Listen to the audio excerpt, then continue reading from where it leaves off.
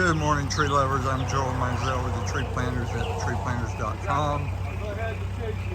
12-foot clear trunk Sylvester Palm is going out this morning. Take a look at that dirt ball. Massive dirt ball. This is why the Tree Planters is where you need to go to get your Sylvester palms. This is what they look like. Beautiful, beautiful tree. Beautifully diamond cut. Got a tiny little curve and a nice little pineapple at the top of the trunk.